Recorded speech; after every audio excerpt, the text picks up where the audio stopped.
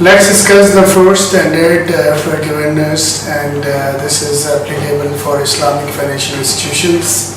We'll discuss the role of Audit and Governance Committee, which is considered to be one of the most important committees in IFIs.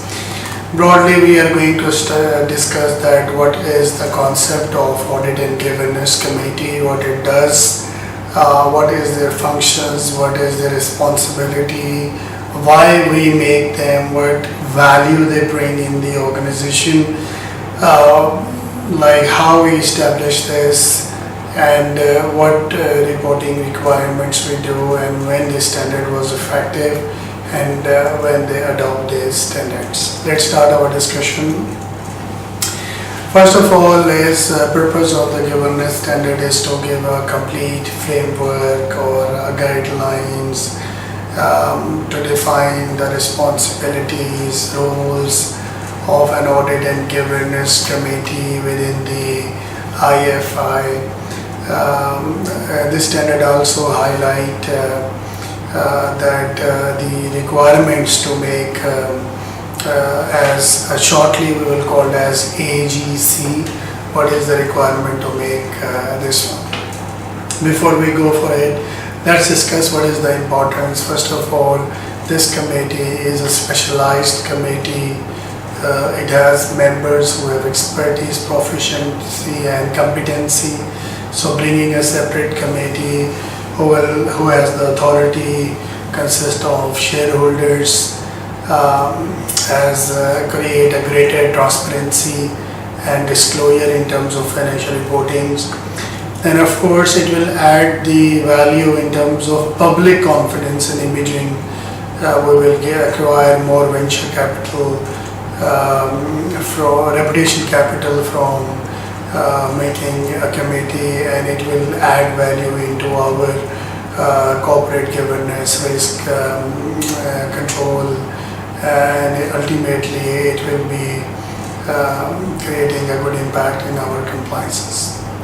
What is the function of this committee? This committee does a lot of important things, which is first of all, they preserve the integrity of the reporting process, any issues between auditors, internal auditor, external auditors, and any accounting issues, any auditing issues, other issues they put themselves into. They safeguard the interest of the stakeholders, like investor and other corporate stakeholders.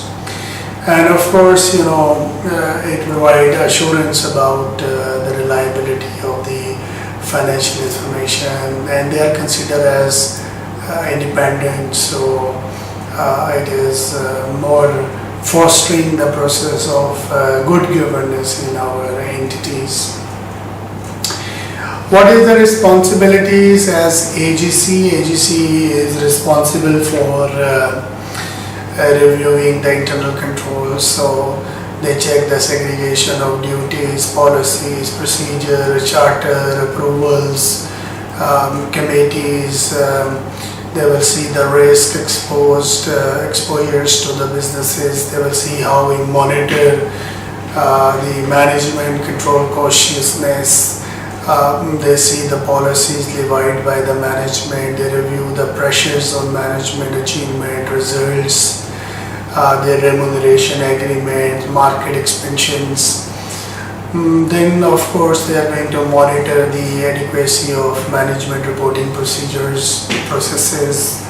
They review the resources, scale, scope of responsibility of the work. They see the effectiveness of internal control. They review the findings of central bank inspections, other regulatory inspections, which help them to see that the level of governance. They see the code of ethics, their efficiency, their updations, because these documents has to be updated on a regular basis to make sure that these are aligned with the organizational objectives. And then of course this committee is going to implement the procedure that is in coordination with other parties in journals. Let's discuss the very major important function of this committee, that is the accounting, review of accounting practices. So first of all, they see what is the degree of risk involved, they see the accounting policy, they see the audit plans, they coordinate between internal auditor and external auditor, they remove the discrepancies, issues, they appoint external auditors, they appoint internal auditors, they make like chief audit executive who is the head of internal audit. Then they review interim and annual accounts and financial reports inclusive of matter arising from the audit. This is day to day. They are involved in quality assurance. They have certain responsibilities in general. They have to make sure that you are in compliance with Sharia, legal and regulatory requirements. They have to make sure that you are in compliance with all accounting, auditing standards. Then how you are doing the accounting treatment, what is your judgmental accounting, how you are using your provision, estimations, concern about going concern. This even we will discuss in the accounting portion in technical way, how to do it, but AGC is making sure that everything is in line with the local laws, Islamic laws, legislative laws. In terms of ethics, the fundamental principle governing the operation of IFI is Code of Ethics for Accountant and Auditor for Islamic financial institutions. And of course, they should give good ethical values, including faith-driven conduct. Professional competency and diligence is really very important. It can create a dynamic impact on the governance of organization if you have people who are professionally competent and they are very diligent about their works. You got the trustworthiness people, religious legitimacies, they have objectivity and how they do the professional conduct. These all are important things in terms of the professional ethics. Moreover, they see the compliance over Sharia rules and regulations.